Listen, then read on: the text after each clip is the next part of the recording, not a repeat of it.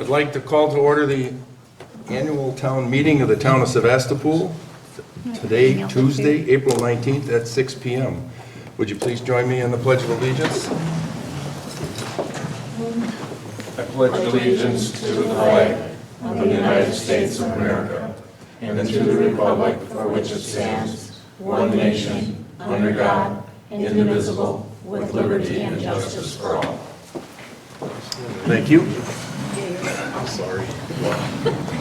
All right, we'll start off this evening because some of these wonderful folks that are with us tonight don't necessarily know all of us, so I'll start on the end with our clerk treasurer. Amy Flock, clerk treasurer, 4818 County Road P. Mark Kane, Town Supervisor, 4675 Matthew Road. Jeannie Vogel, Town Supervisor, 4693 Windermere Drive. Dan Wolfel, Park Road, Town Chairman. Linda Waite, 5075 Bluff Court, Supervisor. Derek Daniel, 4832 County Road P, Town Supervisor. Good. Tom, how about we start with you, if you would. We'll go down through and introduce everyone. My name's Tom Pollock, and I live on 3931 Whitefish Bay Road, east of Downey.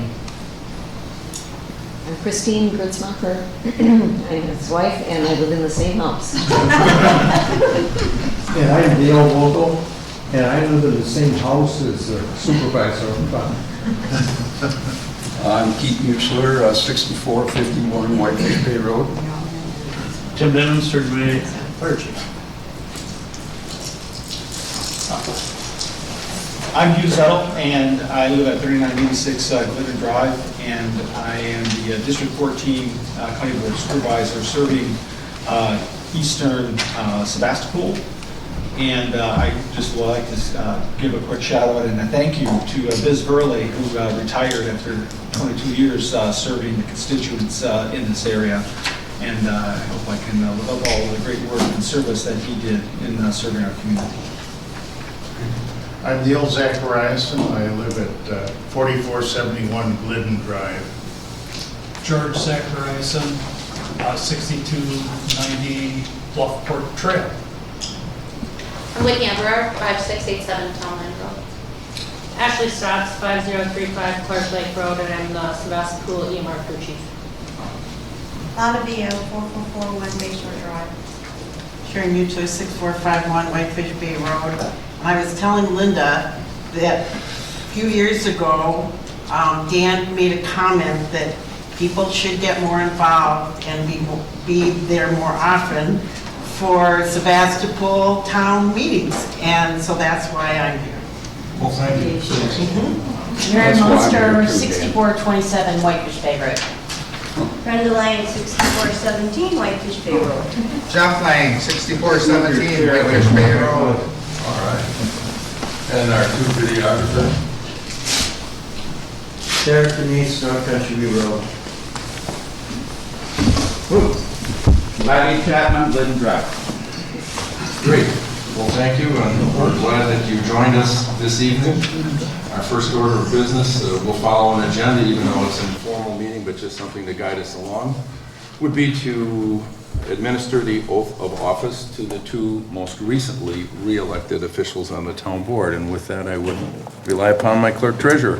All right, so I need Amy Vogel and Derek Daniel to stand up and raise your right hand. Repeat after me. I, and then state your name. I, Jeannie Vogel. Having been elected to the office of Town Board Supervisor. Having been elected to the office of Town Board Supervisor. Swear that I will support the Constitution of the United States. Swear that I will support the Constitution of the United States. And the Constitution of the State of Wisconsin. And the Constitution of the State of Wisconsin. And I will faithfully and impartially. And I will faithfully and impartially. Discharge duties of said office to the best of my ability. Discharge duties of said office to the best of my ability. So help me God. So help me God. Congratulations. Thank you. You're here. All right. Thank you. It is not easy to find people that want to step up and make the investment in time that it takes to do this job. So I'm very grateful for both people running again, as I am for Mr. Zettel. as he's been a great contributor to the town and will do a great job for the county and for all of us as well. So with that, next order of business would be to approve the minutes from the annual town meeting of April 20, 2021. And at these meetings, someone from the floor can make a motion if they would like. I'll make a motion to approve it with one slight change, Mr. Chairman. No change. It looks like I was at the meeting twice. Oh. So apparently either I'm blowing myself or I'm quite as important as I think I am. So maybe we can fix that. Otherwise, I move to accept it. All right, we have a motion by Laddie with a brief modification. I'll second. Second by Dale. All those in favor, and you all may vote, please indicate your approval by saying aye. Aye. Opposed? Well, good, carried. This is great. This whole meeting's moving right along. All right, if you've seen the agenda, we have a few things this evening. I'll just recap briefly. Presentation of the review of our audited financial reports. This will be done via videotape from our auditor. In some years, we're lucky enough to have the individual here, but since all the towns have their annual meetings on the same nights, there's not enough of those people to go around. And we started doing this, I think, last year, 2 years, and it worked out quite well. She'll take us through the annual report, and if there's any questions thereafter, she's available by phone. We can pick up the phone call and get any questions answered. After that, we will have Tim Detman, our fire chief, who represents and covers the town, will do his annual fire report. Ashley, who introduced herself as the crew chief for the Sevastopol EMRs, will give us a review of the EMR activity. Then we will go to a broadband overview. There's been a lot of conversation in the county regarding broadband. Almost all of the towns are working towards some form of resolution to improve broadband for their citizens, and we're going to take you through where we stand with that project and look for a little input. Lastly, I'll finish up with just a review of some of the highlights that the town board achieved in the last year. Then we go on to any future needs, projects, or discussions that you'd like to bring up, any electors' concerns or resolutions, and then basically we'll have a few announcements and we will adjourn. So with that, why don't we start with the audited financial report. Hi everyone, my name is Elizabeth McMasters. I am a director in our Green Bay office for Clifton Larson Allen. I was a member of the audit team that worked on the town of Sevastopol's audit. So today I'm going to take some time to go through the financial statements. I'll point out any changes that have occurred since the last year, kind of give a refresher just on how the financial statements work, point out some of the highlights and some of the information that might be interesting to a user of the financial statements. So I'll be starting out with the big audit report, the full report, starting on page 1. This is our audit opinion. One thing that changed since the previous year, there were some auditing standards that were released. So the format of the opinion has changed slightly. In my opinion, it's for the better. I think most people would agree. It's a little bit more transparent and specifically details out some of the items that somebody would be interested in rather than having them a little bit more buried in the paragraphs. But essentially none of the information that's in the opinion changed a whole lot rather than those added pieces being in there. So on page 1, the whole goal of our audit is the opinion. This is us, letting the town know that we believe these financial statements are materially correct. You can see this in the second paragraph on page 1. Right away, it says, in our opinion, the financial statements referred to above present fairly in all material respects. So what does that mean? When we say material respects, we're not going to necessarily find every single error that's within here, but we take a risk-based approach. We use levels of materiality to determine, what might skew these financial statements. So we might not find an error that, might be $100 or even $1,000, but we've verified that the financial statements are materially correct and that users can rely on these statements in order to make decisions. So essentially what that means is the town received a clean audit opinion is what we like to say. Towards the bottom of page 1, this discusses the responsibilities of management for the financial statements. Yes, we go ahead and do the audit of the financial statements, but management is ultimately responsible for the preparation and the fair presentation of the financial statements.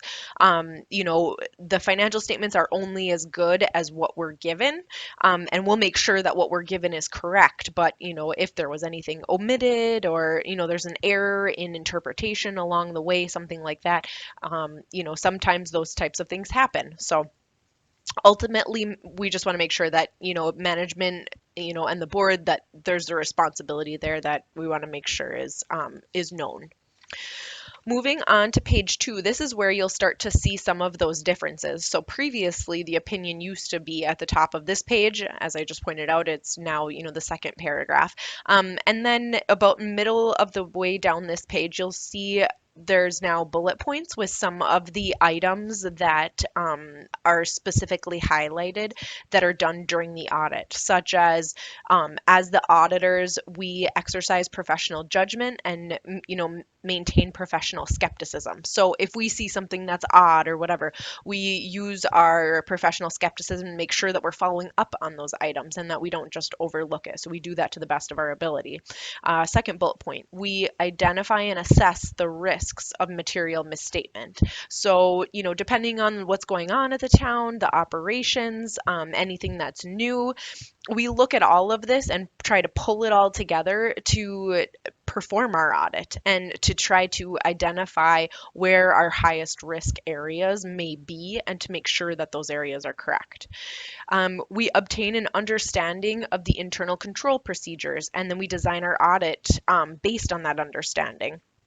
So although, internal controls might not always be perfect depending on the size, there's different procedures that we perform depending on if there is one person at a town, such as the town of Sevastopol, versus when we're starting to go to some of our larger audits where there's 10 people on an accounting staff or something like that. So, our audit procedures are different depending on what's going on.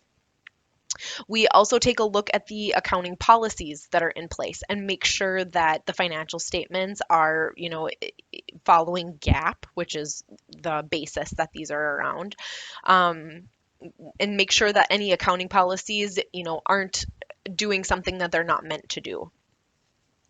The last bullet point, we also make sure that, whether there are conditions or events considered in the aggregate that raise substantial doubt about the town's ability to continue as a going concern. Now, I read that verbatim because it's a kind of a packed sentence, but really what it means is that if there's anything that we're seeing that, these specific trends are occurring or, things are happening that aren't quite right, that eventually it's going to lead to the town not being able to continue, that it wouldn't exist anymore because there's not cash on hand or, there's not enough of a reserve balance.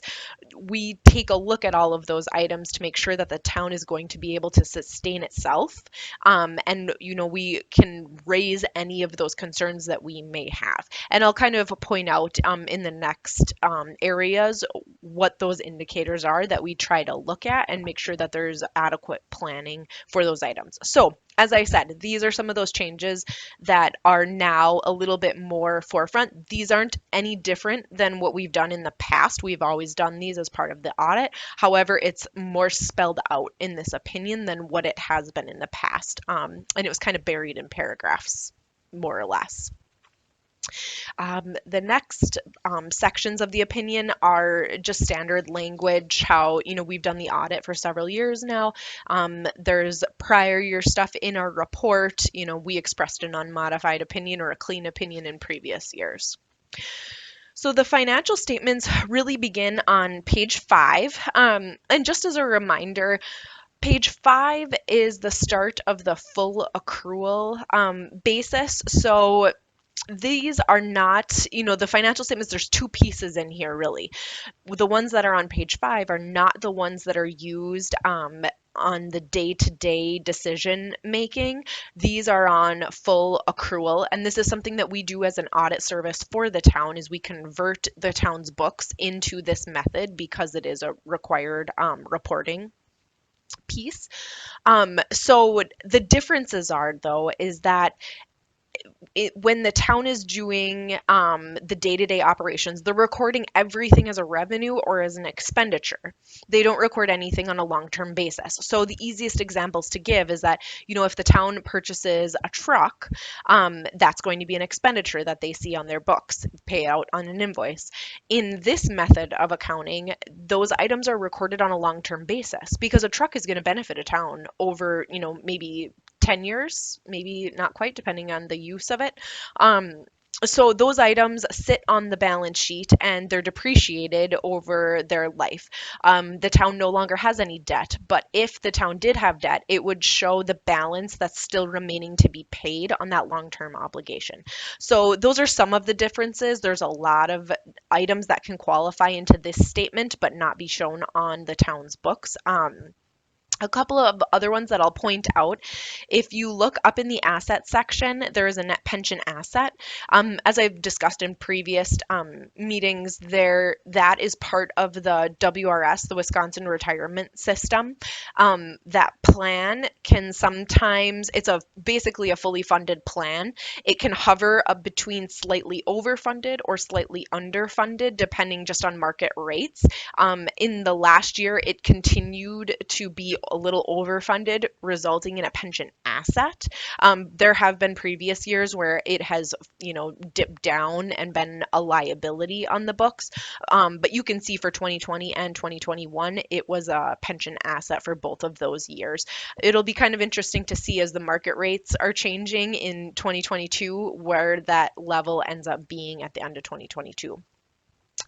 So that's one item that, the town doesn't see that in their day-to-day, when they're looking at the budget to actual statements at the board meetings.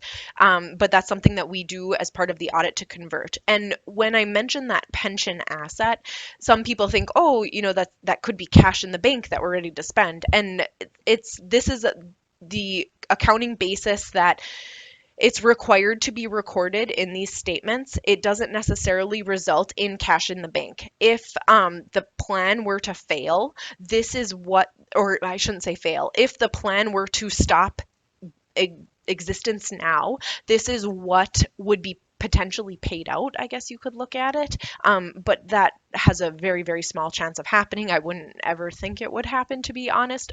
I think for states like Michigan and Illinois, where they have a severely underfunded plan and they have a significant liability on their books. And if something were to happen to that plan, all of those participating entities would have to potentially look at paying out in order to even keep the people that are owed those benefits, what they were promised. So for Wisconsin, it really doesn't make too much of a difference.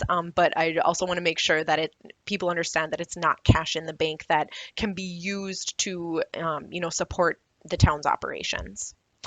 Another item that's kind of note on this statement, you'll see in the liabilities section, there's a new line this year that's called unearned revenues, and that is relating to the unspent ARPA funds. So the reason that it shows up on this statement is because not all of the requirements have been met in order to recognize it as revenue. And what I mean by that is the town hasn't identified, we're going to, spend it on this, and you have an invoice to show that you spent it. So as soon as you've spent it, it will be recognized as revenue and offset against any expenditures that you're showing on your income statement. So basically it's a temporary placeholder until all of the requirements have been met, and it'll sit there until 2022 or whenever those expenditures occur based on the town's plans. So I believe there was a little bit more than 132,000 that was received. I want to say it was about 139,000 in the first tranche of payments from the feds. And this amount, the difference is because there was a piece that was actually spent during the year, based on our discussions with Amy during the audit. So we'll continue to watch that year to year and make sure that however much is spent is actually recognized as those invoices occurring. So Page 6 is like the income statement. This is showing the revenues and expenditures for the year based on that full accrual basis. Truth be told, the statement isn't used too often just because it's not as useful when you're not comparing it to the budget. Page 7, this is the start of the statements that can be a little bit more useful to especially the board and any users of the financial statements because it's showing everything on the basis that you're used to seeing, where everything is a revenue or an expense and you can see the budget to actual. The budget information isn't on this page, but I will point that out in future pages. A couple items of note on here. In the assets section, you'll notice there's a new line that's titled Prepaid Items. This is new this year because it only related to the timing of the fire protection agreement payment that occurred. So there was $94,000 that was paid for the 2022 fire protection agreement, but it was paid in 2021 versus in 2022. So we don't want to show that as an expense on 2021's books when it should be recognized in 2022. This is a common item. It pops up year to year depending on just timing of, a lot of times you have a due date of, 1/1 of 2022. So you've got to get it paid, but it just doesn't relate to the current year as an expenditure. So by showing it as a prepaid item, it's kind of putting that placeholder there to show, oh, we've already paid out the cash, but we don't want to recognize the expense, and the expense will be recognized in 2022. Like I said, it's a common item. It can pop up from time to time. And we just want to make sure that that income statement is accurately reflecting the expenses that relate to the current year under audit. So that prepaid item of $94,000, it's shown up in the assets section, but then it's also shown down in the fund balance section towards the bottom. And again, that's just indicating that, of the fund balance that the town has a piece of that is already spent towards that fire protection. So we don't want it to look like your reserves have more of an ability than what they do. So that category of non-spendable is to show that those funds are already set aside, and they're not available to be spent on other items, if that makes sense. Going through the fund balance categories, I'll show you the notes a little bit later, and I can kind of touch on where these balances are falling. So restricted, not much change. That's pretty consistent. Committed, those would be the items that are committed by board action. Not much change there. There's the assigned line, which those are items that are assigned for the subsequent year budget, which that's pretty consistent to the previous year's items that are carrying over to 2022. And then unassigned, which is anything that doesn't hit one of the categories that we just talked about, and that's kind of your rainy day fund. The rainy day fund is something that we look at, and you always want to make sure that you have something in there in order to, have like a float available with timing of any type of state aids or property taxes, since those come in such large chunks at specific points in the year. So that rainy day fund is kind of a metric that can be used to make sure that the town is going to be able to sustain their operations the rest of the year while they're waiting on those big chunks of revenue to come in, even though the expenditures are pretty consistent year round. You're always going to have payroll, you're always going to have, maintenance type items, or normal operating items that are going to be consistent throughout the year.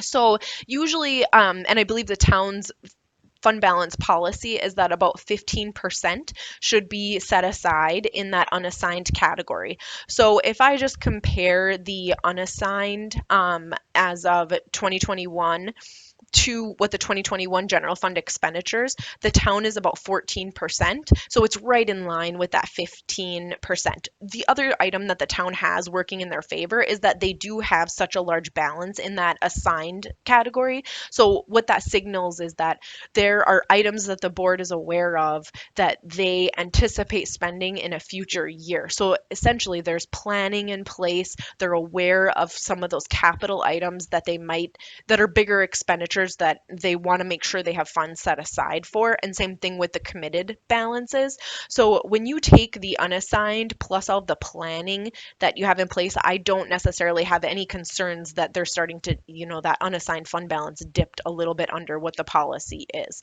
And then going forward, the town has plans in place to make sure that they have funding set aside for some of those big ticket items that might be coming down the pipeline, 5 to 10 years out.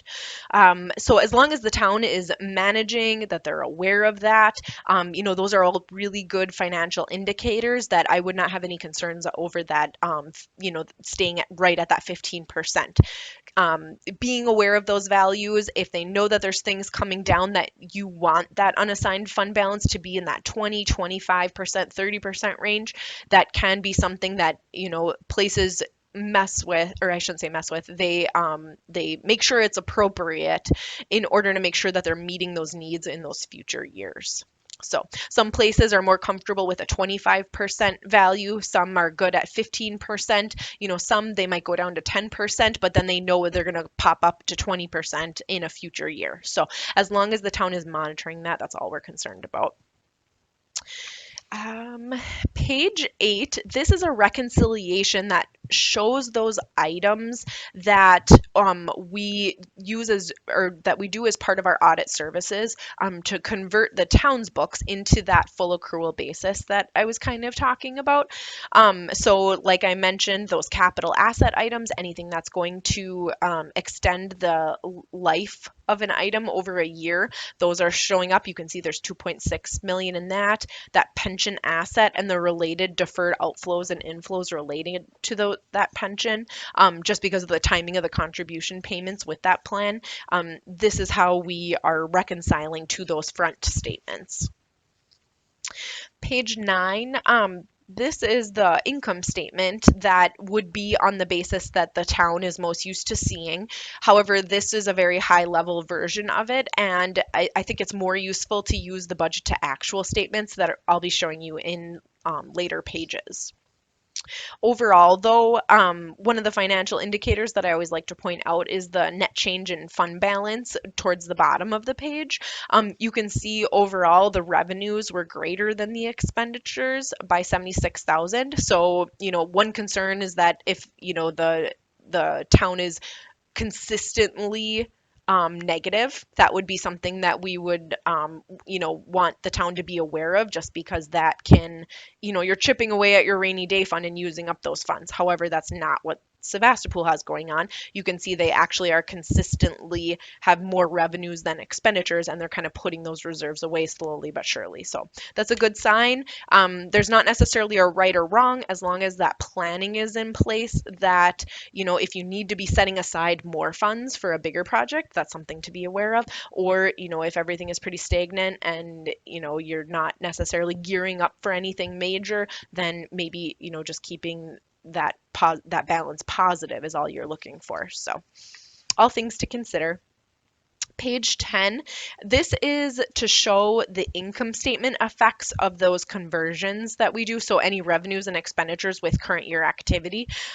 One item, for example, you can see there's 17,000. That is for items that were added during the year to capital assets. I'll point out later, I want to say that there was a little bit of money spent for like a pickleball type court, there was also a lawnmower that was purchased during the year. So that's showing the expenditures that were, in those fund financial statements. And hey, we're not going to show them as expenditures anymore. We're going to convert them to a capital asset. So, that's just one example. Same thing, recognizing depreciation expense on all those items that are being capitalized over how many years, that this is the current year's depreciation expense. So a little bit about that statement.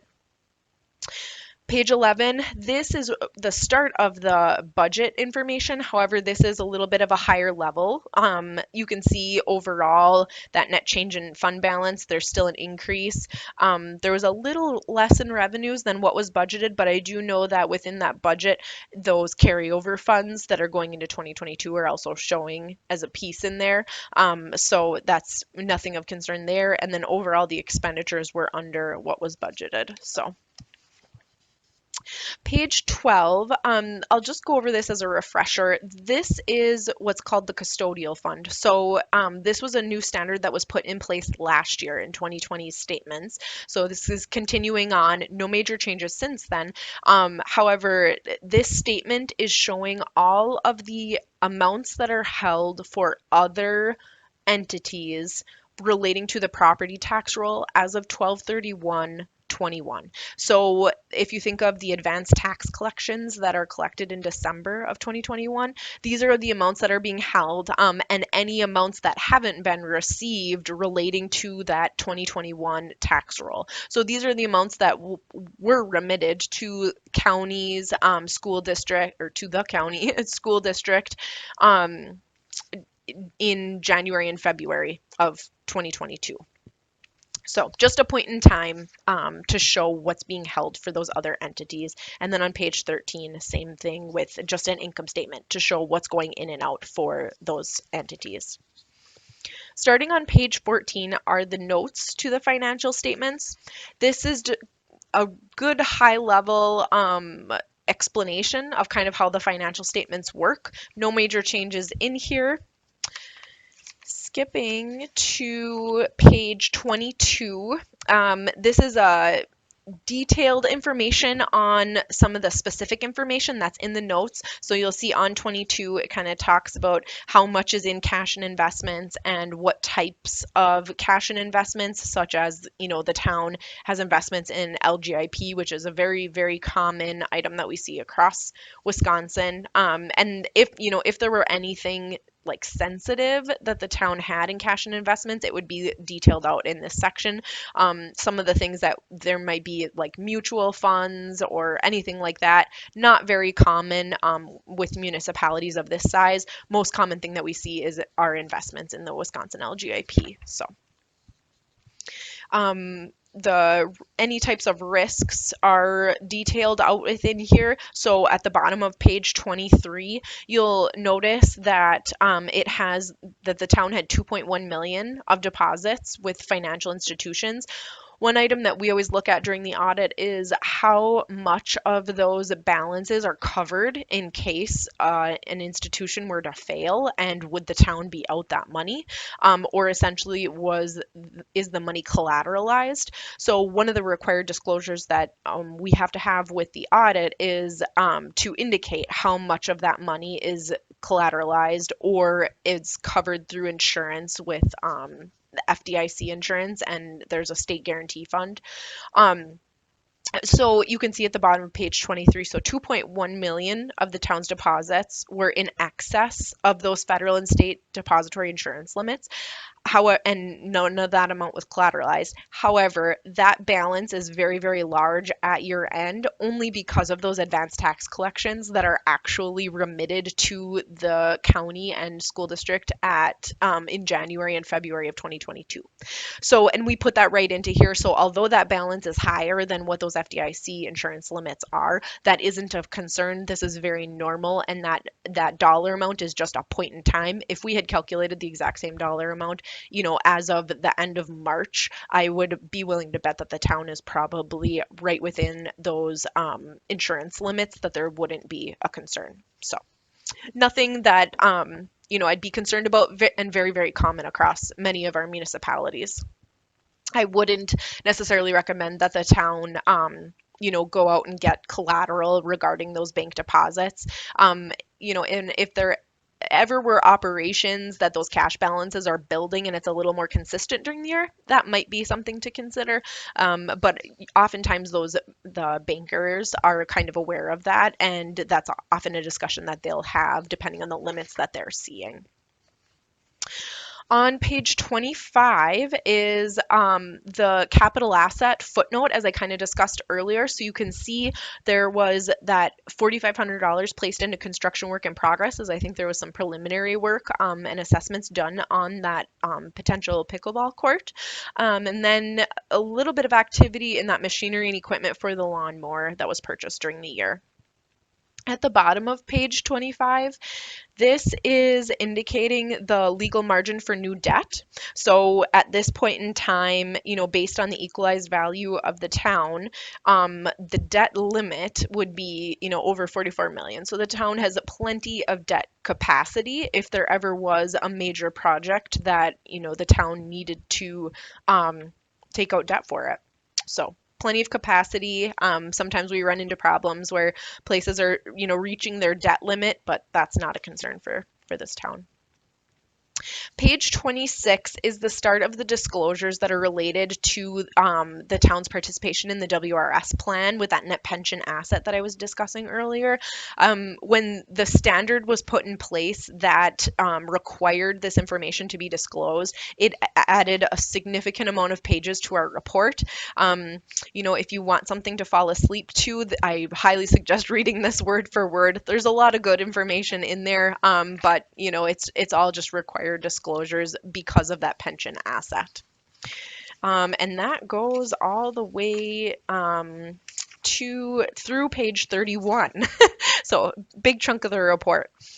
On page 32, this is the discussion on those equity balances that I was kind of pointing out earlier. So you can see at the top, it has that non-spendable for that fire protection service, restricted fund balance for the emergency medical responder donations of that 13,000, committed fund balance, which is done by board action of the town. So you can see there's money's being set aside for revaluation, that broadband, and then assigned fund balance. Those are the amounts that are assigned for subsequent years' budget. So as I kind of mentioned before, when you take with that unassigned fund balance plus all the planning that the town has in place, it seems like the town is definitely very aware of, what their intentions are and what they plan on spending money for, which are all very good financial indicators. Top of page 33 is that disclosure on the town's minimum fund balance policy with that 15%. So you can see that with that unassigned fund balance of 174,000, it's about 10 grand under what the policy would say, but as I mentioned before, no major concerns with that, as long as it's right in that vicinity and that there's plans in place. The next pages relate to, this is additional required supplementary information, also relating to the WRS plan, also another required disclosure. And then we get into the supplementary information, which I think is the info that many people are most interested in. So on page 35, this is a detailed budget to actual. Couple items that I'll point out is, right away in the taxes section, these are the revenues to start. You can see the public accommodation taxes or the room taxes, those consistently are still above budget. Obviously it's good to have a conservative budget, as if the economy were to tank, I bet you there would be a pretty big fluctuation in those. But I think, in Door County, the town has been benefiting from the great economy that we've had and, the use of that room tax. So that was good to see that above budget and to have that trend continue. Special assessments, you'll see there's a revenue within that line of about 75,000. That is relating to, in 2020, there was the demolition of the Muscat property. And then in 2021, that cleanup and everything that was charged. And so that is now a revenue in this year since it was put onto the 2020 tax roll, which it's always delayed a year. So that's where that is coming from. Going down the revenues, everything was pretty much well in line or higher than what was anticipated. So all good indicators there. Going on to the next page, 36, this is where the start of the expenditures are. Everything was pretty well in line or coming in under budget. The public works line, a little bit over in the road maintenance and construction, which sometimes it's hard to estimate what some of those items are going to come at. It looked like there was just a few road repairs that went over budget, but nothing major or concerning there. One thing I'd like to point out is the snow removal was then under budget, which obviously that can change year to year. And so overall, in the public works area, the total was under what was budgeted. So, one line goes over, one line goes under, no big deal there. And those continue, all the expenditures continue through page 37. And you can see then that, overall the expenditures were a little bit over what was budgeted, but nothing major. And like I said, overall the town came in at a fund balance greater, or they added to their fund balance by that 76,000. So. On page 38, this is what's called the Yellow Book report or the internal control report, and it's another item that we're required to do as part of the audit. It's basically explaining that we take a look at the town's internal controls. We don't necessarily provide an opinion on those controls, that they're designing appropriately, but we base our audit around what those controls are. For a place like the town of Sevastopol, there's just not an accounting team of 10 people where there can be all of the correct controls in place. So, there's a little bit more risk there, but nothing that we don't have at a lot of our other smaller municipalities. And then we make sure our audit procedures are designed around based on what we're seeing with those controls in place to make sure that these financial statements are materially correct. So this is kind of going over how that impacts financial reporting. So also within this report, we list out what the findings were for the audit. So towards the bottom of the page, it kind of describes how we did have a material weakness this year, which I'll go over in a second. And then there were 2 significant deficiencies. So the information relating to those starts on page 40. So what I always like to tell people is to compare the findings in last year's report to this year's report and then understand any differences or changes in those, because it can give you a snapshot of what's been going on or what's changed. So on page 40, it has the finding for adjustments to the town's financial records. So a lot of times, there's some additional expertise that might be needed for year-end type items that come up. They can be not routine in nature, and so sometimes they can be missed or forgotten, or just you're not necessarily aware of how they need to be handled because it only comes up maybe once every few years or once a year in general. So as part of the audit, we take a look to make sure that these financial statements are materially correct. And I think the complexities of the ARPA funding this year and making sure that any amounts that weren't spent, having those recorded as unearned, that was an item that kind of falls into why this finding is within here. And then also how to handle items that are paid ahead of when the expense occurred, such as that fire protection. So those are not routine items, and I can tell you that we've had this finding need to be added at many of our jobs, just because if you look down in that recommendation, in that second sentence, it says, well, it may not be cost beneficial to hire additional staff. A lot of times you would need to hire or, get additional training. And sometimes it's hard to pinpoint what that training would need to be, just because there are so many different items that can fall into those one-time occurring items.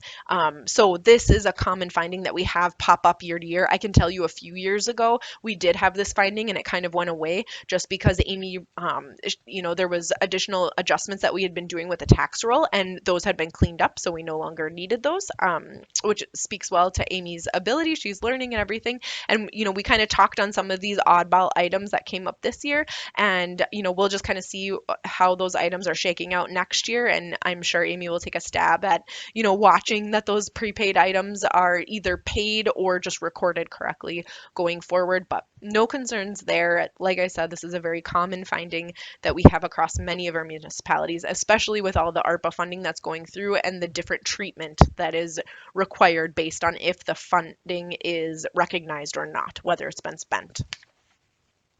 On page 41, at the top of this is the segregation of duties relating to the clerk treasurer position. Obviously, it's one position with one person doing everything, so it results in it's just a risk that we have for the audit because there isn't a proper segregation of duties.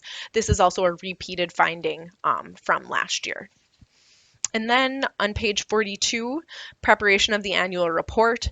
This is another repeat finding, another very common one, just because of the level of knowledge and expertise that's required to prepare these financial statements and make sure the standards are being met.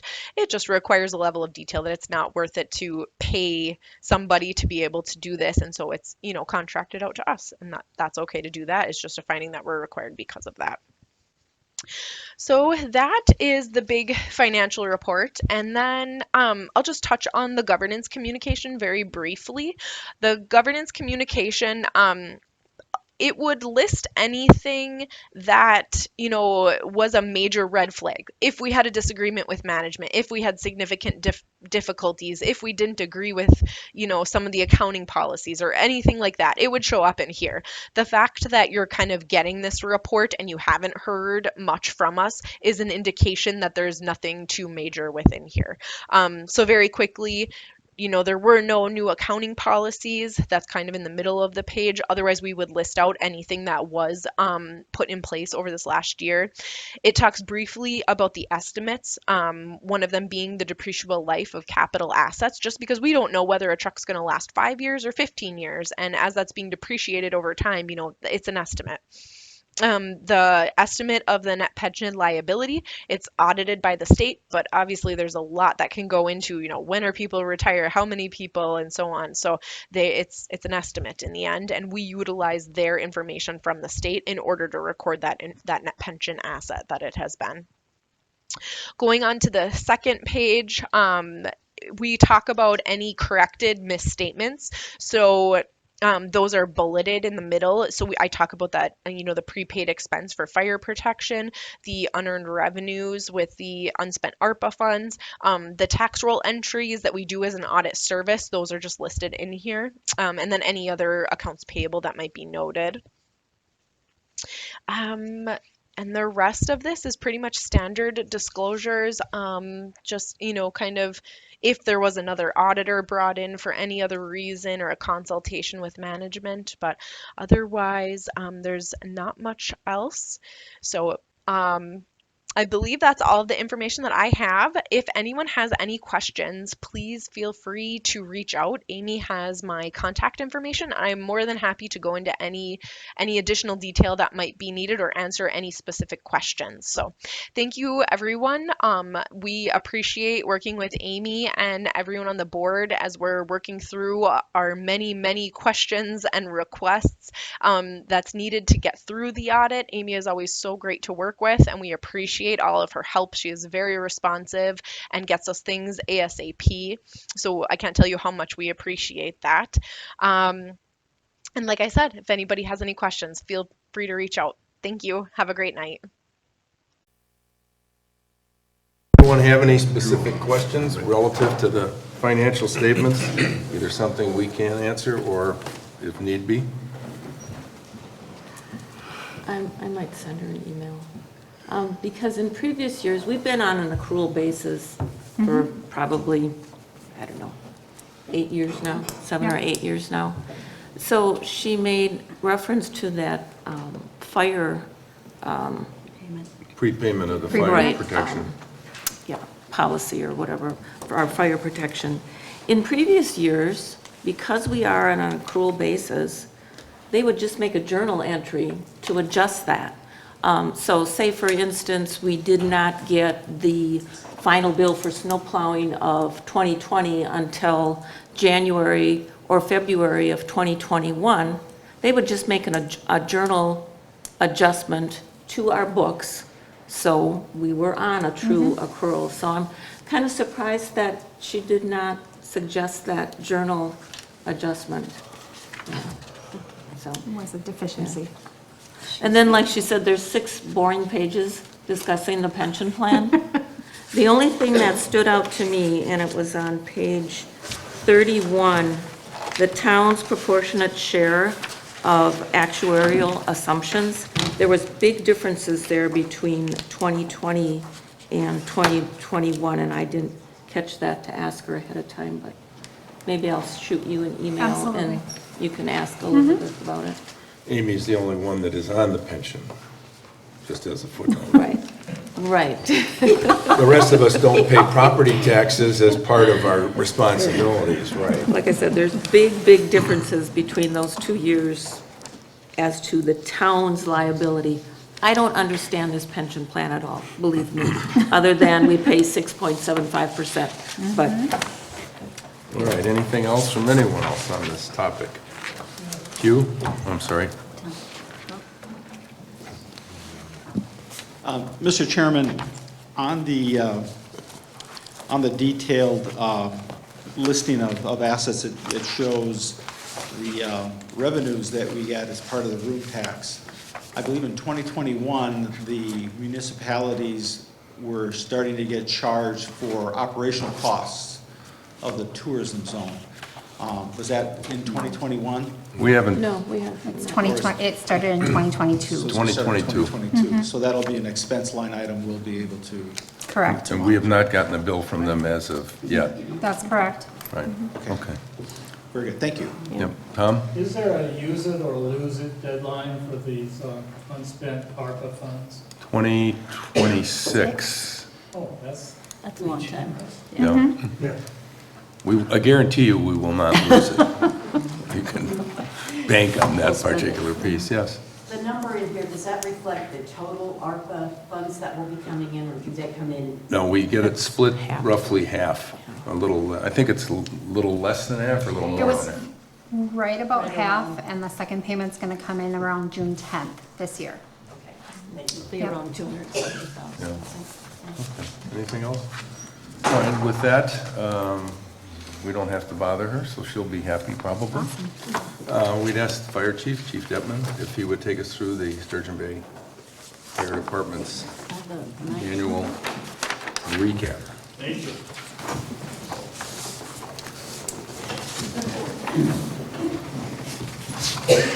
So we'll just step through the annual fire report. A lot of pages are very similar to what they are in the past, but we'll have some of the different. So at the beginning, the front page, just a letter to myself, kind of describes well who we are, what we do, and things like that. And there's some interesting numbers in here. We provide high-quality emergency prevention, risk reduction educational services, more than 13,100 residents within 130 square miles of our first two response. So this is the city and the two townships that we provide coverage to. So 130 square miles is a very sizable response area, especially being first due. We did some comparisons between our 10-year and our 20-year, and we'll get into that a little bit later, but a lot of people don't realize how much our full-time crews and our part-time crews do within the station. We handle all of our own maintenance, all of our own public education, testing, and a lot of the items that a lot of places end up farming out. So we are, you'll see as we get through here, we are extremely busy. Our call volume's up. Our demand for services continues to grow. We're finding that the customers that we're serving on all of our areas, their level of expectation when they call is for us to be at their front door by the time they hang up. So COVID has definitely increased some of the things that we're dealing with too, but it's been a busy couple of years. So as we get through the next page is our mission statement, statement of values, which is what they have been. That fire department staffing. We were one short on our part-time. That's the one spot where we've been back and forth. We are at full staff again. Currently, we have one of our part-time firefighters from the town that is from the Ukraine. He and his wife had gone back. They're spending a couple months back there assisting with the humanitarian effort. So we are short him right now, and we know he's doing well. So. A little bit, next couple of pages, just a little bit about our stations. We do have 2 stations, one on each side of the bay. A little bit about staffing and our equipment, which are each one. These are older pictures that we need to change. I apologize for that. Apparatus on the next page is our 2021 apparatus. There's been a few changes coming into this year, so we've not really increased or decreased anything, just kind of modified.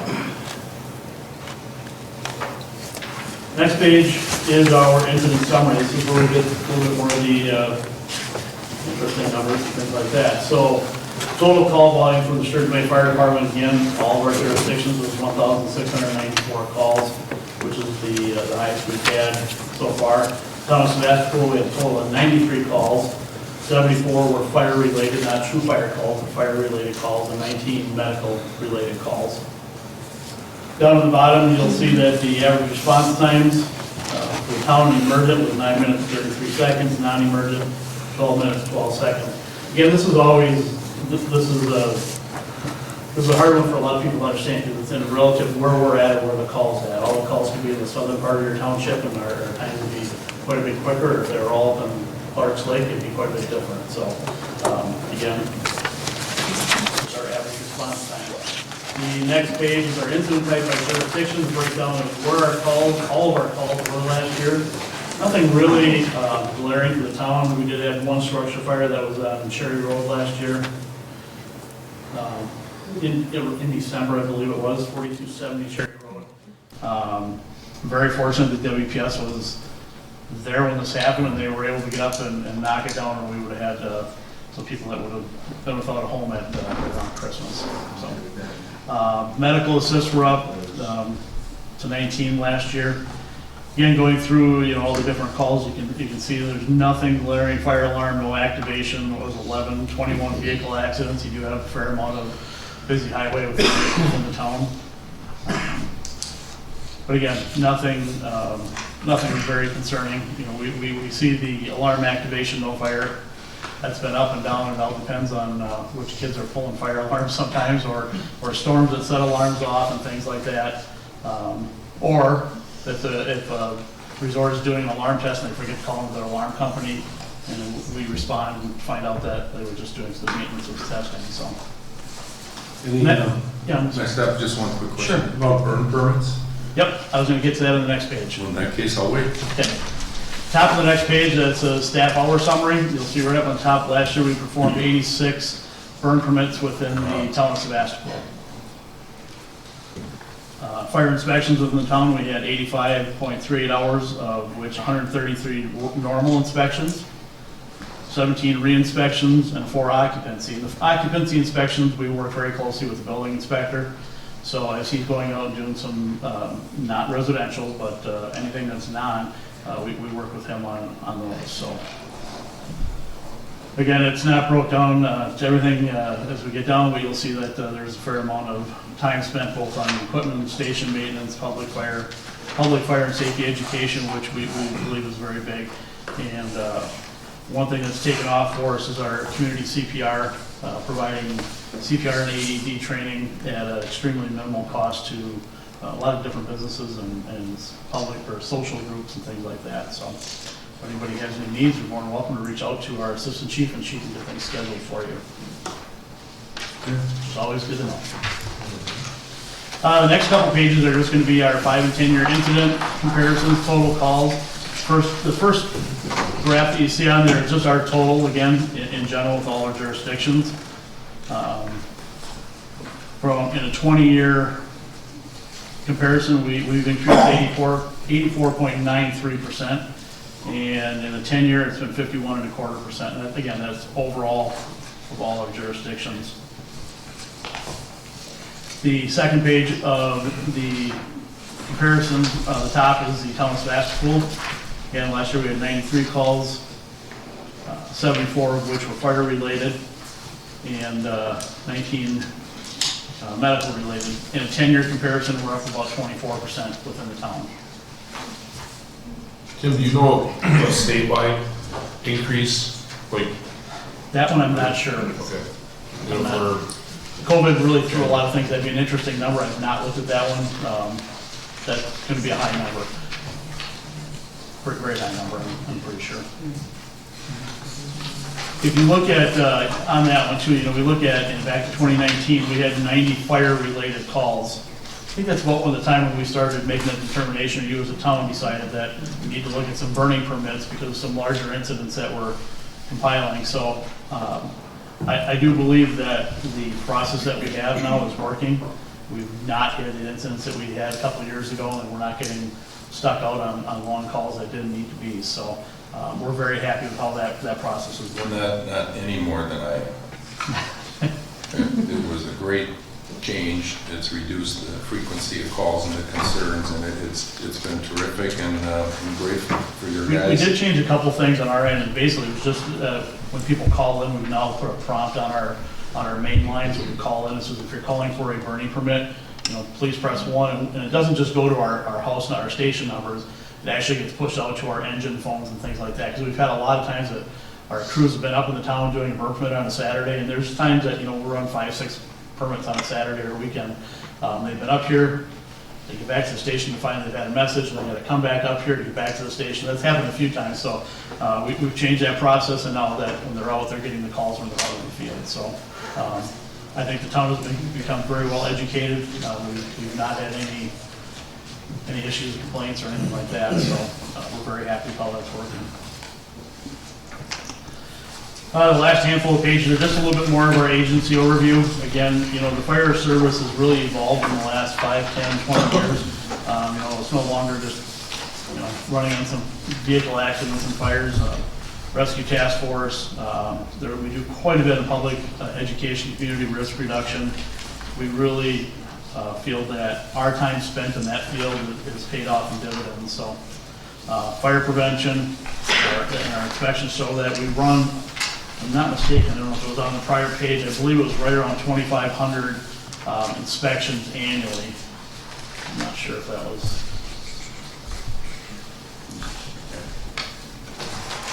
Yeah, 1,800. Yeah, well, it's just the total hours there. So we are, a fair amount of inspections that we do complete throughout all of our communities. So shipboard firefighting obviously is something that has really taken off. It's one of our largest target hazards within our main jurisdiction, which has incorporated all the departments throughout the county. And again, just some stuff on our training site, ice and water rescues, describing a little bit. The picture that's in that photograph is off the quarry last year. Gentleman had a little issue with his boat. About as low as it got into the water, and he was towed back in. They were all fine. So again, public education, public risk is a big thing. And as you see, there's a couple photos on the end here. The very last one was with our city council. I apologize when Sparky, the fire dog, was making his rounds. He did not get up 20 your meeting, but I can guarantee you he will be up here this year. So plan on sometime during Fire Prevention Month to have a visit from Sparky. So it is. It's a lot of fun. Very well trained. I was wondering if he was going to be here for that. I think he got caught on the rooster. It was a rabbit. Sure. Tim, regarding the burn permits that you're issuing now, and yes, that is very much appreciated. Have people been abiding by it? Have you had to issue any citations or going on premises inspections? No, we've had a couple.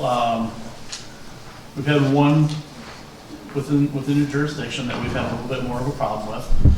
We've handled that ourselves, and we've eliminated burning permits for this property completely. So we do our burn permits, we do it electronically, meaning we get a tablet, we get out there, we get all the information, we physically take a picture of what they're burning.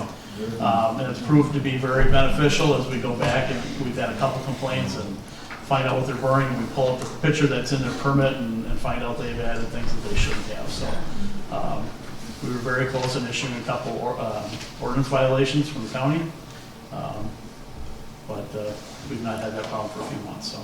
And I heard that you initiated the marine fire training as well, that you hosted the first one? We did, yes. So congratulations. Thank you. So shipboard, again, shipboard firefighting has become, unfortunately, we've had some major incidents in the city, and we've realized that it's completely different than what we're normally used to fighting a structure fire. And I've been pushing with the Coast Guard and departments throughout the Great Lakes and District 9 for a new initiative. And last week we hosted a firefighting symposium or get together with fire chiefs from Duluth, Minnesota, out to Erie, Pennsylvania, through all the major ports and bigger cities, along with Coast Guard representation from all 4 of the districts in the Great Lakes and out of district out of Cleveland. So it was a very good conference, very good. We created a lot of great training for everybody. So. Anyone from the floor have any questions of the fire chief? Do you have an explanation for why the fraction of total incidents in Sevastopol are mainly fire, and in Sturgeon Bay, the town or the city are mostly So population-based, we've got a very large, I don't want to say elderly, but older community. The call volume you look at within the town, it's the fire-related calls 74 or 76, and if you look at the sheet where it spells it out, I believe 20, if I'm not mistaken, here 21 were vehicle accidents. So when we say fire calls, it's not a true fire call. When you look at here, it's either a medical call or a fire-related call. So we don't have as many. You have your own EMR group here that runs on medical calls, and you're going to do that report next. So we supplement with the 19 calls that we were in last year is when whatever the circumstance was, where they needed a little extra help or somebody wasn't available or just whatever it may have been. So. Okay. Anyone else? Thank you, Fire Chief, Mr. Denton. We appreciate it. We look forward to seeing you or some substitute in some future meeting. All right. With that, we're going to move on to the EMRs, a review for 2021. Ashley Stotts is the new crew chief for the EMRs. And in our town, we've been fortunate to have our own EMR group. They've been quite responsive, and they've helped some people who really needed that help. And a lot of our community has been extremely generous with donations back to the town, which we have earmarked and have in reserve strictly for EMR activities. We plan on having an EMR review on our annual meeting in the future. There's been changes in the past that have prevented that, but we look forward to hearing from Ashley this year, next year, and the year after, or however many years, and thank her and her crew for the great response that our community has had. And I'll give you the floor for a few minutes. How will that be? All right, so I don't have anything here as detailed or fancy as Tim does. So, so for 2021, the town of Sevastopol, or the Sevastopol EMR group, was paged to 214 EMS incidents, which is up. I don't have any years prior information, but it is definitely up. Our numbers throughout the whole county were up in 2021. Response by Sevastopol EMRs, out of that 214, we had 85 that we had a response from our EMRs. Remind you that a lot of our EMRs have other full-time jobs. We are a volunteer service in this area. That's good. We are always working on recruiting as well. We did bring on 4 new members this year. One of them is also away at college for nursing school, so whether she's here or not is kind of hit or miss depending on the time of year, or time of year and her weekends. I had that Sturgeon Bay responded to 11 calls with no EMR response, but Tim had 19. The difference there could be we got 1 EMR that responded, but it wasn't enough for lifting help, and we may have paged Sturgeon Bay in to come and assist, even though we had EMRs that responded as well. I thought you were just taking credit for our council. We appreciate their help. As somebody that also works on the ambulance, we try not to call them out unless we get there and we know, yes, we're going to need them for additional help to lift or anything like that. So we try not to abuse them too much. Training, biannually the EMRs do complete an EMR refresher. Normally that would have been completed by now. However, due to COVID, that was postponed. Couldn't get any classes. Many of the members had chosen that they would like to hold off because we do have 2 years to complete it, now 3. They wanted to hold off until we could do an in-person class. You can do more hands-on training and you just get more out of it than trying to do it virtually. So that will be completed prior to June of 2023. We're looking at some different options on how we can do some in-house training as well in the future. And we usually do that training with Egg Harbor as well. We have 2 members that have announced that they will be retiring July 1st of 2023. That is when their current Wisconsin state license will no longer be active, and they're not going to do the continuing education to refresh.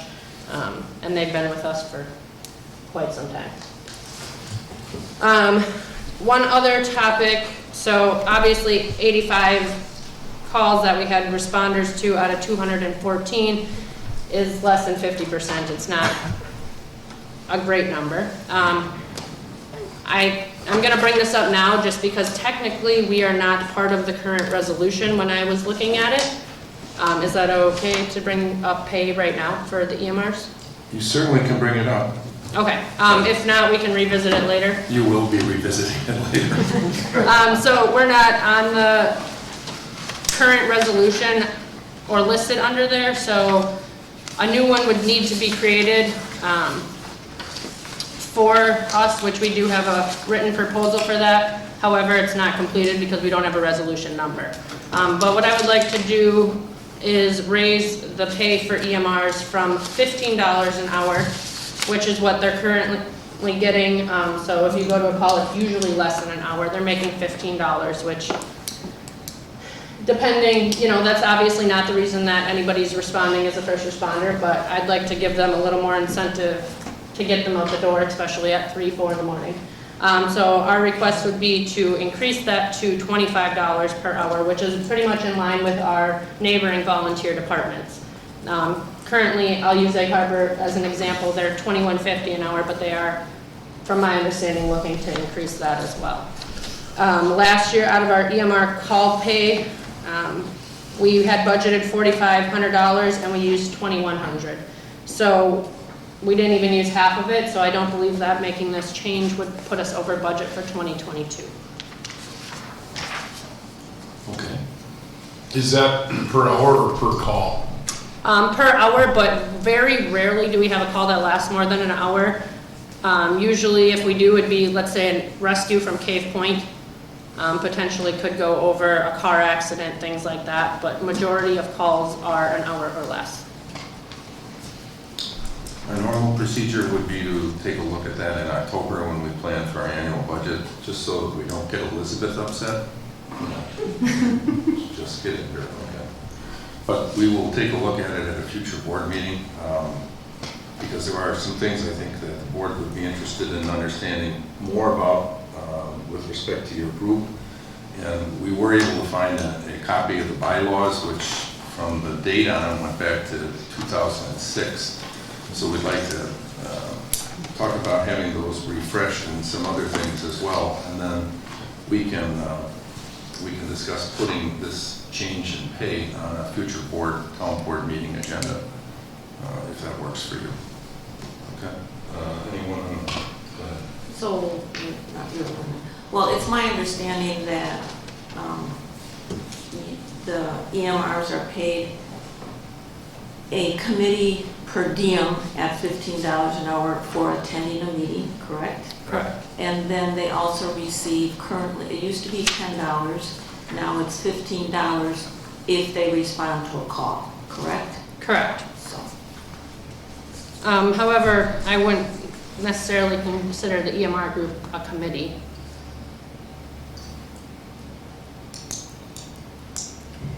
They're licensed. Okay.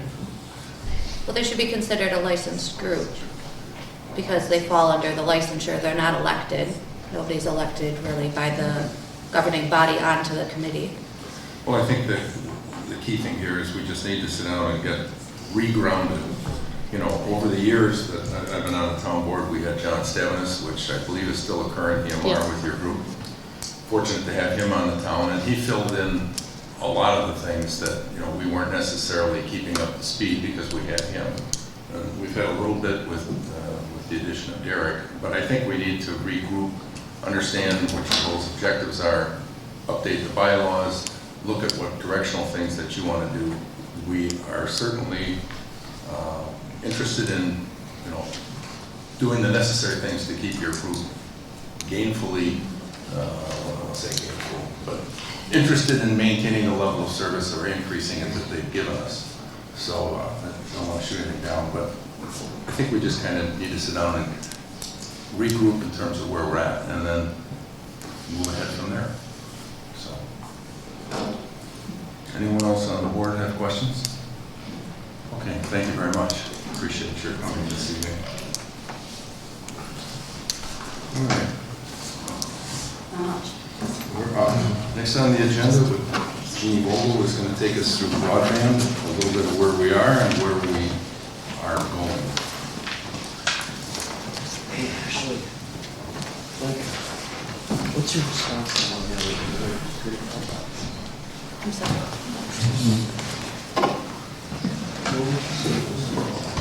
You ready? We flip those lights off over her head? Are they okay? It's 17 minutes.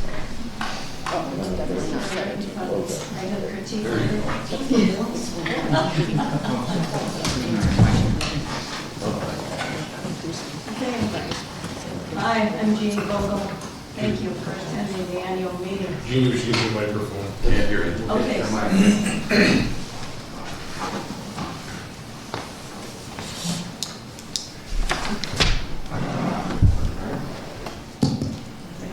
Okay, is that better? Will be. Yes? No?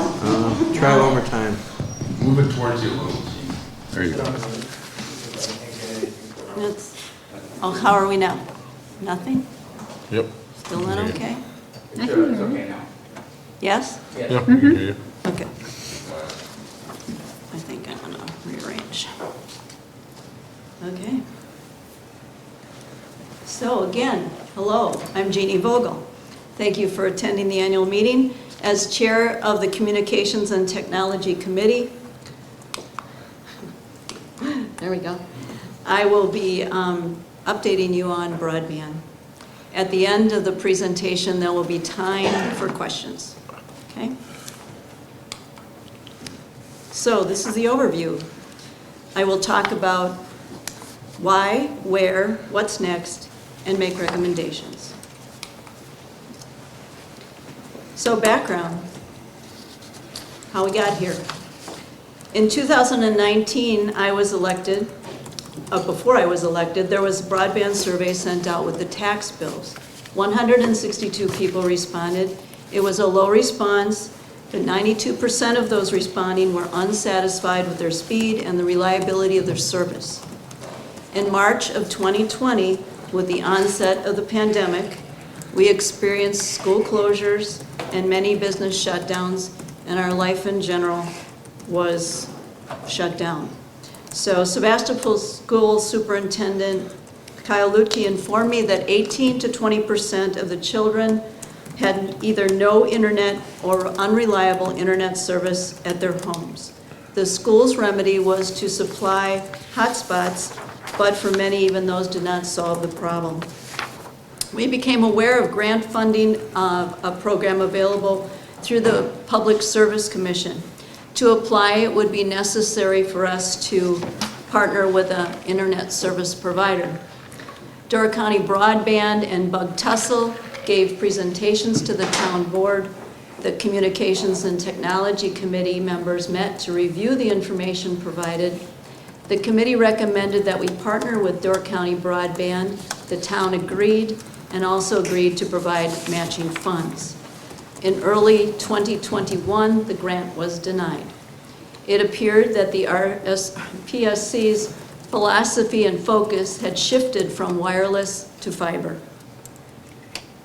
Other options currently available: Charter Spectrum, providing cable, fiber, servicing some areas of Sevastopol, predominantly on our shorelines. 4G, 5G cellular service, a line of sight access to cell towers is needed. Starlink, a satellite service, is used by some people in our community. The cost of equipment, over $500, and the monthly fees for new customers is now $110 per month. Other satellite companies like HughesNet have also proven to have slow speeds and reliability issues.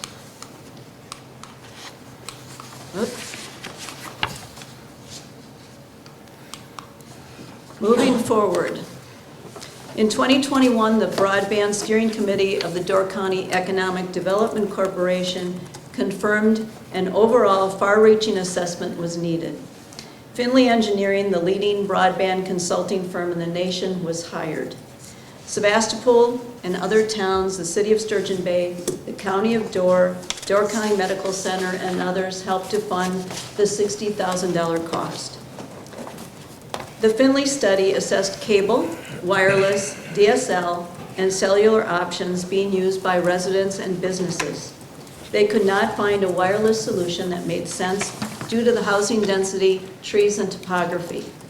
After consideration of all technologies, it was determined that optical fiber was the best solution. On the last slide of this presentation, you will find a link to the summary of the Findlay study. The link is also posted on the Sevastopol Town website. Why fiber? For the future of our community, telemedicine, access to your doctor, smart technology, thermostat, security systems, appliances, video conferencing, Zoom, Skype, video streaming, Netflix, Hulu, Disney, online shopping, Amazon, Etsy, eBay, improved access to online education for all levels and all ages, improved access to online businesses, retain the value of real estate. Without adequate broadband, homeowners can see a decrease of $12,000 to $20,000 in value. Looks like I'm going to have to play catch up on all these. Where are we now in current status and cost estimates? So I'll just go over this survey that many of you, about 473 of you, responded to out of the 2,140 surveys that were mailed. The residents that responded were about 95%, businesses a little over 5%, year-round residents numbered about 61%. The range of download speeds was 0.23 megabits per second to 1,000 megabits per second. The upload speeds 0.01 megabits per second to 49 megabits per second. The respondents were willing to pay an average cost of $76 per month. The response to the question, how likely are you to subscribe to broadband internet service at the speed and the amount you're willing to pay? The definite subscribed 51%, very likely over 27%, making that about 78%. In early February, the county administrator contacted our town indicating that Charter Spectrum was proposing a multi-town partnership with the purpose of obtaining a PSC grant to submit by March 17th. The towns involved had 2 virtual meetings with Spectrum. Spectrum provided maps of the areas for expansion. In Sevastopol, that area included the area along 4257 highway corridor, as well as the Clark Lake area. Spectrum asked the towns to contribute some of ARPA rescue plan money. The consensus of all town chairmen was to contribute $100 per address. In Sevastopol, addresses totaled approximately 224, which would make our contribution $22,400. The County of Door agreed to contribute $25 per address for each town. Spectrum wrote and submitted the grant to the PSC, the Public Service Commission, indicating their contribution would be approximately 30% of the project cost. Keep in mind that this grant cycle, there's $100 million available. There were 194 applications totaling almost $500 million. We should be notified of the outcome sometime this summer. Based on the Findlay study, the approximate cost for supplying fiber to the premises is $62,000 per mile. The town of Sevastopol has approximately 85 miles of town road. At $62,000 per mile, the approximate cost is $5,270,000. There are many federal and state grants available, which could cover as much as 50% of the cost, making this a once-in-a-lifetime opportunity for our community.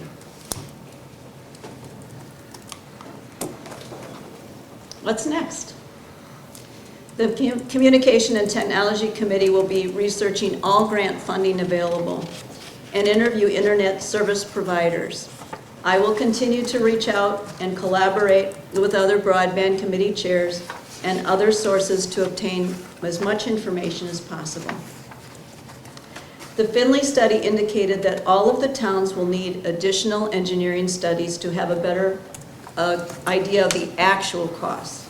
It will involve road-by-road, pole-by-pole analysis, determining if the poles have space for fiber lines. This means that most of the fiber will need to go on poles rather than the ground because of Sevastopol's issue with rock that we're all very aware of. So, next, the recommendation. So the recommendation of the Communication Technology Committee is to have a special meeting in the coming months to keep you informed and to allow for more discussion of this very important once-in-a-lifetime opportunity. Did I say once-in-a-lifetime opportunity? So I believe expressing gratitude is very important. So first of all, thank you all for being here, and thank you for being interested. I will also thank the members of the committee, Derek Demise, Paul Kesserall, Pal Wickman, Jim Mitchie, who has served on the committee for 2 years, but has left the committee in search of more adventure. And recently added Steve Jenkins, as former head of the Door County Economic Development Corporation, has already been very helpful, and he will be a great source of knowledge for us. Thank you to all the members of the board, to the people who help educate me in all aspects broadband, Jim Nellen, Dave and Karen Studebaker, Kurt Kiefer, Jessica Hatch, and others. And a special thanks to my daughter, Carissa, who helped me with this presentation. Without her help and guidance, I truly would not have been able to do this. So please take the opportunity to be informed. Okay? Read the Finley Engineering Executive Summary. Watch and listen to the public broadband presentation recordings. The links are available, as I said, on our website. So, thank you again. Now, any questions? Yeah, Mary? Could you describe just a little bit more if the Spectrum grant proposal goes through, where would it go? I actually have a map with me if you want to see it later. Mostly along the Highway 4257 corridor. They have some presence there now. There'd be about an additional 54-ish, somewhere in there, additional addresses that they're looking at. And then Clark Lake, which is, I think, in the neighborhood of 166 or so addresses. That's on the Sevastopol side. Jacksonport's also involved in this, so it would cover the Jacksonport side as well. Okay. Yeah, thanks. Mm-hmm. Anyone else? Yes?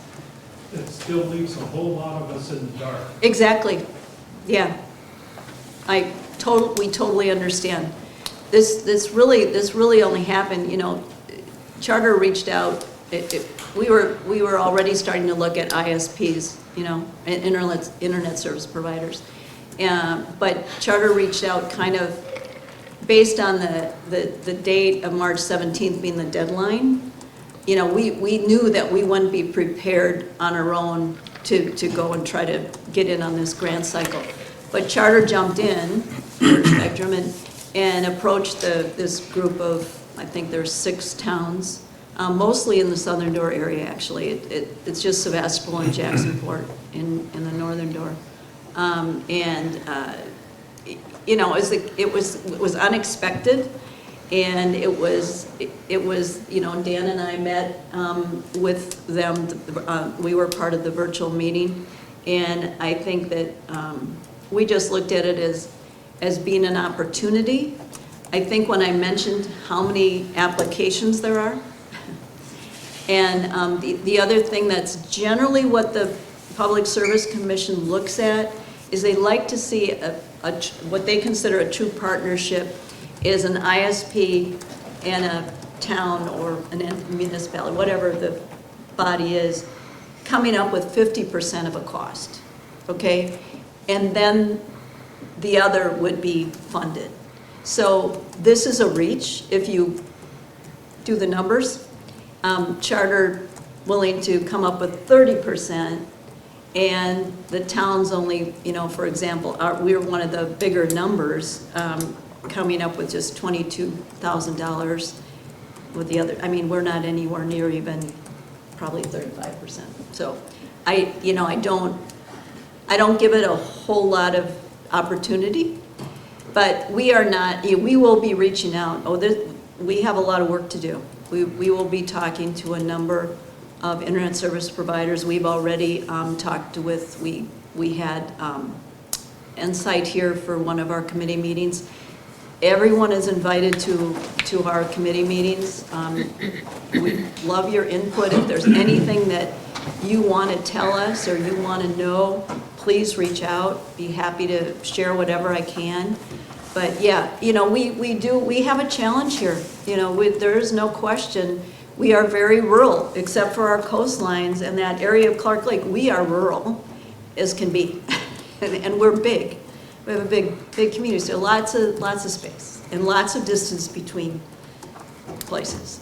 And you know, the additional engineering study is so important because we don't know, again, because of our rock, we know we're gonna probably have to hang fiber. So the cost of, if the pole needs to be replaced, Wisconsin Public Service is not gonna do that. I mean, there are new poles that they have put in some new poles. So you would think that those are the right height and they would be able to handle another line, right? But there are probably poles out there that aren't. And so that cost could be in the neighborhood of $300 or more a pole. But you know, so I look at the 5 million plus as being a maybe cost. It could go higher, could be, I doubt if it would be lower, but again, you know, remember that's for everyone, and a lot of folks are already covered, you know, have enough coverage. Like if the charter areas, they tend to have at least 100 megabits or so down. Some are experiencing 200 megabits per second down. So, you know, you won't, the one thing that these grants do not, well, in the case of the PSC grant in particular, they, and a lot of the other government, they're not going to allow you to double up coverage. Okay, so if somebody's already covered with that kind of speed, they won't be eligible for grant. Okay, so there's a lot of work to be done. Yeah, Dale.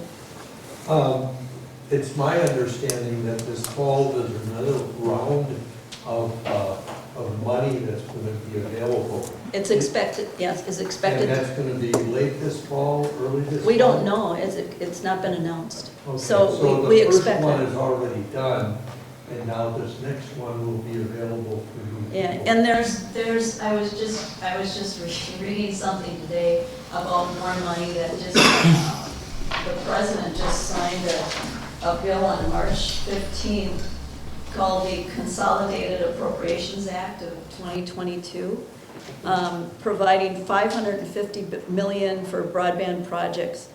So we just, you know, those are the kinds of things we have to delve into and say, okay, are we eligible for this piece of pie? And that actually is only going to be through September 30th. So there's a lot to be done and a lot to look at. So. Any other questions from the floor? Yeah, Hugh. Jeannie, first of all, thanks to you and your team for digging into this for the town. It's greatly appreciated. Thank you. One of the things that was talked about within the study and has been reiterated is the importance of engineering studies. And the linchpin to get an engineering study done accurately is to have good survey data. And so I know there's been some great work done to date relative to getting town residents and businesses to provide survey results. You know, what are the kind of next steps that we can do as residents or engage, say, with the Sevastopol School District, et cetera, to try to get that number up? Because, as you say, time is of the essence, and waiting for survey results, you know, is going to be a challenge. Is there some things that you have some thoughts on how we can improve that? Well, first of all, those that are listening will listen to this via recording. How about you respond to the survey? It takes 5 minutes, and it's on our website. So you just respond. Don't look at it as being a deadline. Just, you know, respond, because that information will, Zach at the county level will be doing some geotagging. That's a fancy name for putting these little address, you know, dots, you know, where people that have responded onto a map. So, and as a matter of fact, he's already in the process of doing that for us. The challenges that they have, and so just to step back from it, Jessica Hatch has been hired as the coordinator, because one of the things the broadband study said is, you know, go out and get a coordinator to oversee everyone, okay, so all the towns. So be that almost like the liaison, that overview person that can pass on information, share information. She's going to be coming to our next Communications Technology Committee meeting, which is on the 25th. Do I have that right? Yes. And at 2 o'clock. So she will be there more so just to say hello, but I'm sure there's also some things. She just got on the job on the 11th of April. So, but she has a lot of knowledge, because you notice I mentioned her name. She worked for Door County Broadband. And so I learned a lot from Jess in the process of working on the wireless solution we were trying to work on in 2020. So she also called me and said, you know, one of the challenges is the way people responded with their address, and that's one of the things that Zach also told me in a conversation was we have to find a way of getting people to write their address in a way that corresponds to the way the county has them. Otherwise, I guess it's a real headache to go through them. So Jess is probably going to address that, I would think, at our meeting, and maybe she can clarify that. And maybe if there's, you know, future respondents, we can make sure that they respond with their address in a correct form. That will be helpful. Jess even mentioned possibly another survey, but more pinpoint type thing, and I'm not sure exactly what she means by that, but we'll find out. But there's a tremendous amount of work, there's a tremendous amount of money out there, and that's why it's a once-in-a-lifetime opportunity. And, you know, if you look at the town, having the ability, because we've been really good with money, and so having the ability to borrow the funds, and then when you get the funding, it can be paid back, and you use it. We would use, I forget what the name of the agency is, but it's a state agency, and the interest is low, and there's no penalty for paying money back, you know, at an earlier time or whatever. So we have a tremendous amount of opportunity. I think the approach we're going to take in interviewing other internet service providers is that almost with the thought that this won't happen with Charter. I think that's the approach that we're going to take, you know, just because we have to keep moving forward. So I think that's more of the approach we're going to take. And there's been a lot of information out there of different cellular companies doing 5G, and you know, I don't think that's a long-term solution, but it could be a short-term solution. I know that Starlink, because Derek has Starlink, he keeps me informed on Starlink, and they've opened up a new area So if anybody would have an interest in that, there is a small section, another section in Sevastopol toward the east side and down into the town of Sturgeon Bay. But in that area, maybe a little bit along the corridor, the highway corridor. If you're interested in connecting with Starlink, contact Starlink, because that's, again, I look at Starlink as being probably not the end-all, be-all, do-all, because, well, one, their equipment is very expensive, and so is their monthly service. And that's going to be a non-starter for a lot of folks. The wait list for Starlink is also a year and a half out, so even No, if you that's, call. that's only if you're on the wait list Yeah. and the cell is closed. It just, yes, But the there's. cell that's open, you should get the equipment within a week and a half. I called and they said it'll be a year and a half. Okay, well, this was, I meant. Yes, and I called within a month. Yeah, and so- that's the way I've known it to be, It's is a it's year a and a long half. wait. And, yeah, it's not a real solution. But keep in mind, hopefully when this once-in-a-lifetime opportunity that we will take, I hope, take advantage of, still, it will take years to actually implement. Okay, so it's not going to happen like that for the majority of us. And believe me, I'm one of those that needs better connection. So I feel your pain. Any other questions? Thanks a lot for listening. Thank you, Jeannie. You're welcome. Just in case this hasn't really sunk in, at some particular point in time, when and if we have the necessary information, we may be coming back to the town and saying, look, we want to borrow $2, $3, whatever, $1 million, which will go on your tax bill, my tax bill as well, to try and provide this service. Now, it's a very involved subject because Charter does service a lot of the lake shore. So we're not looking, at least on the surface here, to provide an alternative service to those that already have it. So I happen to have Charter at home, that's great. But I still may be contributing towards the cause to provide service for those people, especially in the interior of the town that have virtually no service. Yeah. So it's going to be a challenge. There are alternative solutions today. We have 5G coming, which is a total surprise, by Cellcom, US Cellular, and T-Mobile. T-Mobile, thank you. None of those providers a year or 2 years ago would have ever come here, but they're now being pushed by the fact that if they don't move into this marketplace, their customer base will be consumed by all of these other vendors in the marketplace, which is why Charter came forward. And up north, you find Frontier Telephone wants to save its user base, so they went in and applied for grants. So there's a lot of work to do. Eventually, if it makes sense, we'll come back and we'll say, do you want us to do this? And provide that service and bring everybody in the town into what century are we?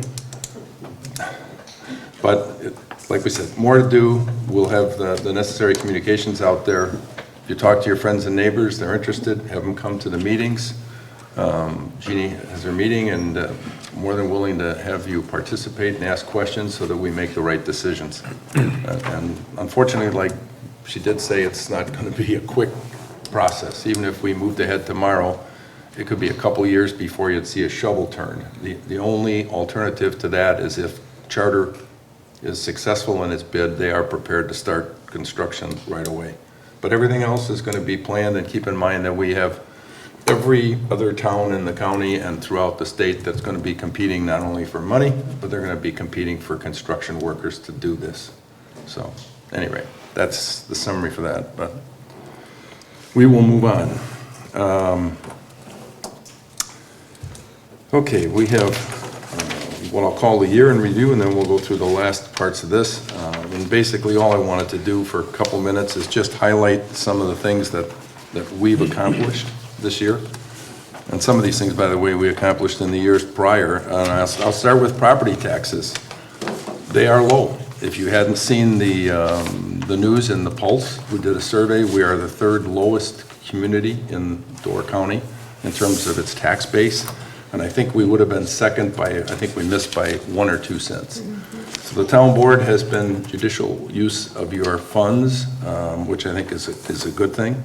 And we've done that year over year. If you were to track your tax, property tax bill, and I'm talking the town's portion, we have nothing to do with the school, we have nothing to do with the rest of them, but the town's portion hasn't changed a dime, I think, in 10 years. So we continue to work to maintain that as necessary. Over the last year, we were able to increase our paving budget by 60%, which was great. So for the first time in a few years, we were able to pave more than a mile of road, and we have 87 miles of road. We're on a 30 to 40 year cycle. I missed 2. That's true. Yeah.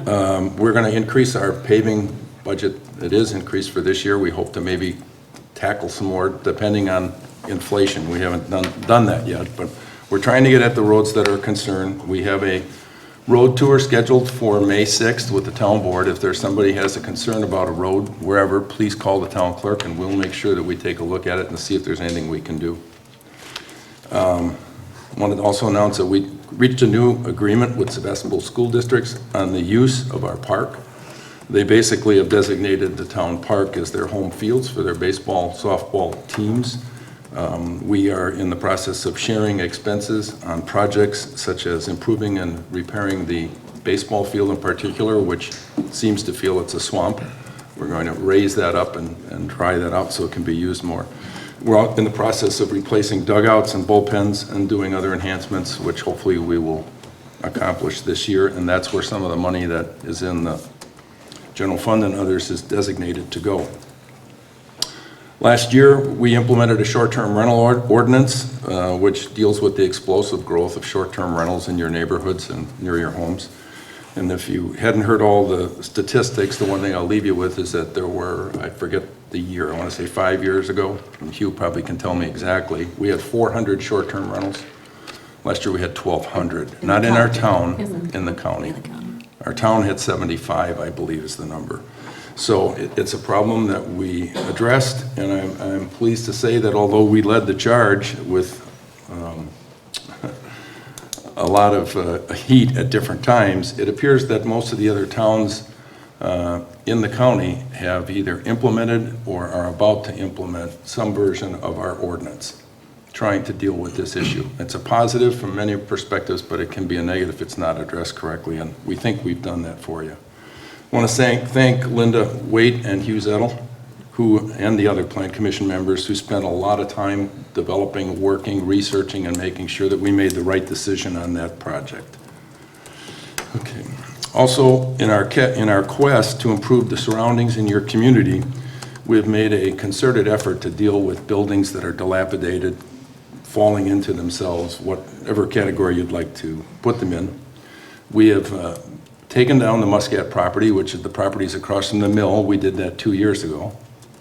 I'm happy to report that the DNR has the owner has dealt with the contamination from the underground fuel tanks, and those have been pulled from that property, and the land has been decontaminated and is most recently put up for sale and was sold, and so there is a developer working now with the town trying to decide where we're going to go, where he's going to go with that property. And of course, you've probably seen in the Pulse, we're also working with the DOT to try and maintain reasonable road access on 4257 at that particular point in time, as well as at some point in time, Gordon Road, with the problem of turning to the north off of that down by Culver's. We've also had 2 mobile homes that we've had taken down this year that needed attention for a long, long time. And there's a single-family home that's also coming down near the town and another one in the works.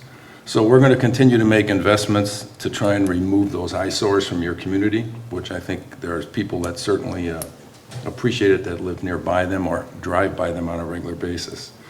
So I think we're pretty much done, other than we've talked about broadband. We'll obviously keep you in the loop as we move forward with that. And I think we have one other thing that Linda wanted to share. You had Yes. something that I guess you could call a significant achievement. Credits to our clerk. I mentioned this at our town board meeting last night, that when I came to vote on April 5th, how pleasant and helpful our election inspectors were dealing with new district maps and some boundary changes and all that. And then Amy received this very nice note from the League of Women Voters. It says, "Dear Amy, thank you for all you do to make our elections fair, safe, and accessible. I appreciate you and the dedicated members of the community who serve as local election officials and poll workers. You make democracy happen, even under extreme pressure this year. You are an election hero. Thank you." And then again, that is from the League of Women Voters. So, Thank you. thank you, Amy. Well deserved. Thank you.